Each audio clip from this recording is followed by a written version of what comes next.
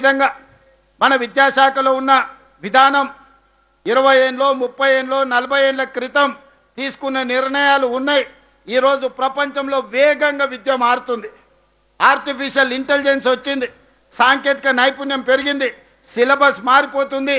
ఇంకా మనం ఎప్పుడో పాత తరాలు చదువుకోవాల్సిన సిలబస్ చదువుకునే పరిస్థితి ఉంది. అందుకే ఈరోజు నేషనల్ ఎడ్యుకేషన్ పాలసీ మారింది. తెలంగాణ కూడా ఒక నూతన ఎడ్యుకేషన్ పాలసీ ఉండాలి. తెలంగాణ ఎడ్యుకేషన్ పాలసీని మిగతా రాష్ట్రాలు నకలు కొట్టే విధంగా ఒక అద్భుతంగా తీర్చిదిద్దండి అని చెప్పి పెద్దలు కేశవరావు గారి నేతృత్వంలో వివిధ విద్యా నైపుణ్యం ఉన్న వాళ్ళను ఈరోజు అందులో సభ్యులుగా పెట్టి మనం నిర్ణయం తీసుకున్నాం. ఇందులో భాగంగానే విద్యా కమిషన్ ఇచ్చిన సూచన మేరకు ప్రభుత్వంలో నర్సరీ నుంచి ఎల్కేజీ యూకేజీ వరకు మనం విద్య ఎప్పుడు అందించలేదు. మొదటి తరగతి నుంచి 5 సంవత్సరాల పైబడ్డ తర్వాత ప్రభుత్వ పాఠశాలల్లో చేరండి అని అంటే నర్సరీ ఎల్కేజీ యూకేజీలో ప్రైవేట్ స్కూల్కి వెళ్ళిన పేదోళ్ళ పిల్లలు ప్రభుత్వ పాఠశాలల్లో చేరడం కష్టమవుతుంది.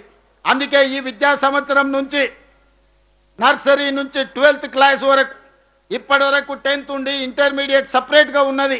ఇవాళ దానివల్ల 10th పాస్ అయినాక చాలామంది విద్యార్థులు డ్రాప్ అవుట్ జరుగుతున్నది, విద్యకు దూరం అవుతున్నారు. పేదరికం కావచ్చు, తల్లిదండ్రులు జూనియర్ కాలేజీకి పంపాలంటే ఎక్కడికో పంపించడం వల్ల కావచ్చు, లేకపోతే ఆడపిల్లల్ని దూరంగా పంపలేకనో వివిధ కారణాల చేత ఇంటర్మీడియట్కు 10th పాస్ అయిన వాళ్ళు డ్రాప్ అవుట్స్ అధికంగా కనిపిస్తున్నారు. విద్యాశాఖ గుర్తించి ఈరోజు విద్యా కమిషన్ గుర్తించి మాకు సూచన చేశారు. అందుకే ఇవాళ ఈ నగరంలో ఈరోజు మనం ప్రారంభించుకోబోయే ఈ ఎడ్యుకేషన్ హబ్స్ ఈరోజు నర్సరీ నుంచి 12th క్లాస్ వరకు ప్రతి పేదవాడికి విద్యను అందించడమే కాదు, ఆకలితోని పాఠశాలకు వస్తే చదువు మీద దృష్టి పెట్టలేరు.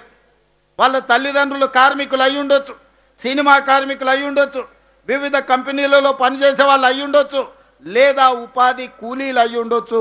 వాళ్ళు ఉదయం లేచి కూలీ పనికి పోతే పిల్లలకు నాష్ట పెట్టే పరిస్థితి, మధ్యాహ్న భోజనం పెట్టలేని పరిస్థితులు ఆ పేదోళ్లకు ఉండొచ్చు. అందుకే ఈరోజు తల్లిదండ్రులు పిల్లల్ని తయారు చేసి స్కూలుకు పంపిస్తే స్కూల్లోనే అద్భుతమైన ప్రోటీన్తో కూడుకున్న బ్రేక్ఫాస్ట్ ఇవ్వాలి, మధ్యాహ్నం ఒక మంచి లంచ్ ఇవ్వాలి, వాళ్లకు మటన్ చికెన్ గుడ్డుతో పాటు ఫిష్ కూడా పెట్టాలి అని ఈనాడు ఒక నాణ్యమైన భోజనాన్ని పేదలకు ఈరోజు పేద పిల్లలకు అందించాలి. ప్రభుత్వ పాఠశాల అంటే అమ్మ ఒడి లాంటిది. ఈ అమ్మ ఒడిలో ఆకలితో ఏ బిడ్డ ఉండకూడదు అని చెప్పి ఈరోజు నిర్ణయం తీసుకున్నాం. అదేవిధంగా మదర్ డైరీకి విజయ డైరీ వాళ్ళకి చెప్పినాం, పిల్లలకు ఒకరోజు పాలు, రెండవ రోజు రాగి జావా స్కూళ్ళలో ఇవ్వాలి. బలవర్ధకమైన పోషక ఆహారం పేద పిల్లలకు అందించడం ద్వారా బలమైన తెలంగాణను, నాణ్యమైన విద్యను అందించే తెలంగాణను ఈరోజు మనం ముందుకు తీసుకువెళ్ళాలని నిర్ణయం తీసుకున్నాం. వచ్చే అకాడమిక్ ఇయర్ నుంచి ఇది అమలు చేయబోతున్నాం. బ్రేక్ఫాస్ట్ విషయంలో ఎక్స్పెరిమెంట్గా పైలట్ ప్రాజెక్టుగా నేను ప్రాతినిధ్యం వహించే కొడంగల్ నియోజకవర్గంలో హరే రామ హరే కృష్ణ సంస్థ నుంచి అమలు చేస్తే అద్భుతమైన ఫలితాలను సాధించినాం. ఇవాళ ఇక్కడ స్టాల్ పెట్టినరు, అక్కడ పోతే నాకే తినాలనిపించేంత నాణ్యమైన భోజనం అక్కడ బ్రేక్ఫాస్ట్ కనిపించింది. నేను దామోదర్ రాజనరసింహ గారు కొడంగల్లో వెళ్ళి వాళ్ళ కిచెన్ పరిశీలించినాం. 5 స్టార్ హోటల్స్ కంటే అత్యంత శుభ్రంగా ఈరోజు వాళ్ళు వంటలు తయారు చేసి పిల్లలకు అందుబాటులో తీసుకొస్తున్నారు. అందుకే మిత్రులారా, ప్రభుత్వ పాఠశాలల్లో చదువుకునే పిల్లల్ని అనాథలుగా మేము చూడదలుచుకోలే. ఆ పిల్లలంటే మా పిల్లలు.